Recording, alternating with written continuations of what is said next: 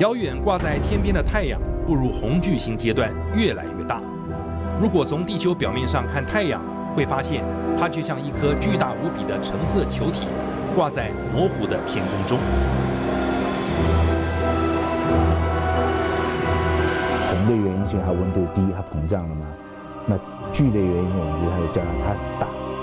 那个红巨星虽然表面温度不高，可是它很大的一个东西，它发出来的光啊还是很强的。虽然它变红的表面温度不比现在黄色表面来得高，但因为它膨胀，体积越来越大，释放出来的能量就更多。到那个时候，地球即将大难临头。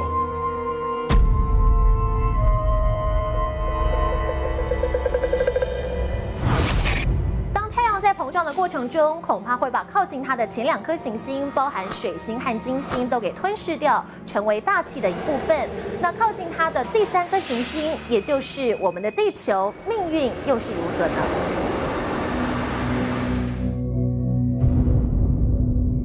它在膨胀到金星的轨道之内，大概就停下来，所以它外围也不会碰到那个地球。可是地球，因为它是在金星的外边一点点。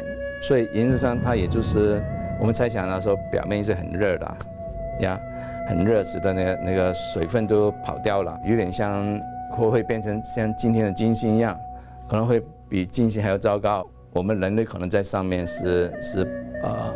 可能跑到别的地方去了，如果还有人类的话。如果现在我们的温度是摄氏20几度，对吧？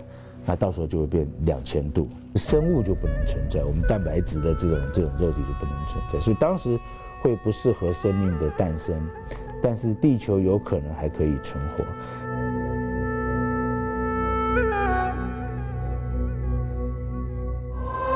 地球上的生物圈消失，额外增加的太阳能，更造成海洋蒸发沸腾，高山和岩石融化。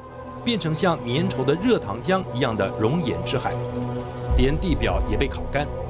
这时候只能用行人间在开玩笑、发誓所说的诺言来形容，那就是海枯石烂，地老天荒。51年、71年以后，我想很多人要非常极度乐观，才会认为，我们生命就人类会到那个时候。如果发展到那个地步，人类大概已经另外找出路了，我们不会留在这边坐以待毙了。